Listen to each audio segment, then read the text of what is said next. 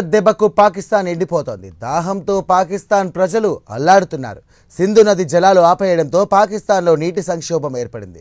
పాకిస్తాన్ పరిస్థితులకు satellite images అద్దం పడుతున్నాయి. పాకిస్తాన్లోని సాయిల్ కోట్లోని చినాబ్ నది ఎండిపోయింది. ఇక తాజాగా సింధు జలాల నిలిపివేతకు ముందు తర్వాత శాటిలైట్ ఇమేజెస్ విడుదలయ్యాయి.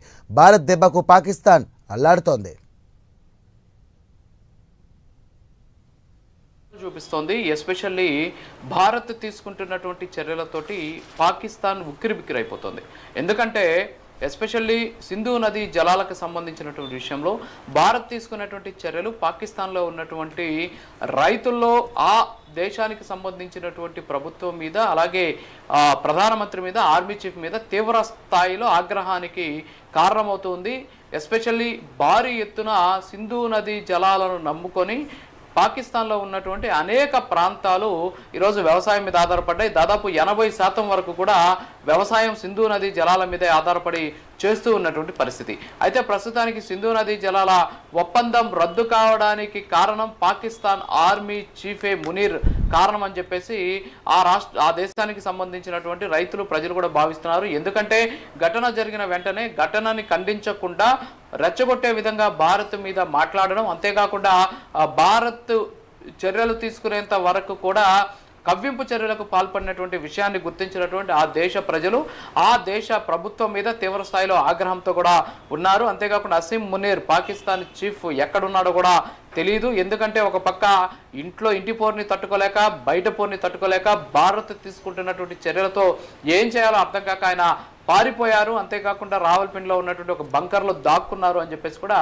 బయట ప్రచారం కూడా సాగుతూ ఉన్నటువంటి సిచ్యువేషన్. సరే, ఇవన్నీ కూడా పక్కన పెడితే సింధు నది జలాల విషయంలో భారత్ తీసుకున్నటువంటి చర్యలు ఈరోజు పాకిస్తాన్లో రైతుల్లో తీవ్ర ఆగ్రహానికి, ఆ దేశం మీద ఆగ్రహానికి కారణమవుతుంది. అంతేకాకుండా ఇప్పటికే చాలా మంది రైతులు రోడ్డెక్కుతూ ఉన్నటువంటి పరిస్థితి. సో ఓవరాల్గా ఇప్పుడు మనం చూస్తే పాకిస్తాన్ ఎండిపోతూ ఉన్నటువంటి సిచ్యువేషన్ కనిపిస్తుంది. అక్కడ ఉన్నటువంటి ప్రజలు దాహమో రామచంద్ర అని చెప్పేసి అల్లాడుతూ ఉన్నటువంటి ఆ పరిస్థితి కనిపిస్తోంది. దీంతో పాటు సింధు నది జలాలు ఆపేయడంతో పాకిస్తాన్లో ఒక జల సంక్షోభం ఏర్పడుతోంది. ఇప్పటికే తాగడానికి నీళ్లు లేక వాటర్ బాటిల్ని దాదాపు 300 రూపాయలకి కొనుగోలు చేస్తున్నారు అని చెప్పేసి పాకిస్తాన్లో ప్రచారం జరుగుతున్న నేపథ్యంలో సింధు నది జలాలను కూడా ఆపేస్తే ఆ దేశంలో ఆహార భద్రత కావచ్చు, అంతేకాకుండా ఆహారం కొరత ఏర్పడేటటువంటి అవకాశాలు ఉన్నాయి. ఇప్పటి వరకు ఆర్థికంగా ఇబ్బందులు పడుతున్నటువంటి పాకిస్తాన్ ఆహార ధాన్యాల కొరతతోటి, ఆకలితోటి అల్లాడక తప్పదు అని చెప్పేసి కొంతమంది నిపుణులు కూడా భావిస్తున్నారు, హెచ్చరిస్తున్నారు. ఈ నేపథ్యంలోనే పాకిస్తాన్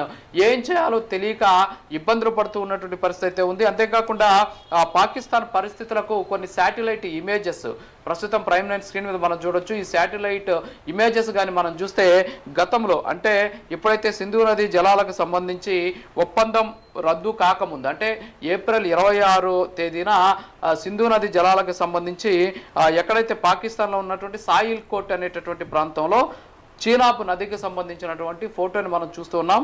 అక్కడ ఈ చీనాబ్ నది ప్రవహిస్తూ ఉన్నటువంటి పరిస్థితి, వాటర్ కూడా చాలా పుష్కలంగా ఉన్నటువంటి పరిస్థితి. అయితే 29/4/2025 అంటే 2 రోజుల క్రితం ఇంకొక శాటిలైట్ ఇమేజ్ వచ్చింది. మొత్తం కూడా అక్కడ నీళ్లను ఆపేయడంతో ఆ వాటర్కి సంబంధించినటువంటి ఫ్లో అంతా కూడా తగ్గిపోయి మొత్తం ఎండిపోయినటువంటి పరిస్థితి కనిపిస్తుంది. అంటే ఇదొక్క ఇమేజ్ చాలు పాకిస్తాన్లో ఉన్నటువంటి పరిస్థితులకు అద్దం పట్టడానికి.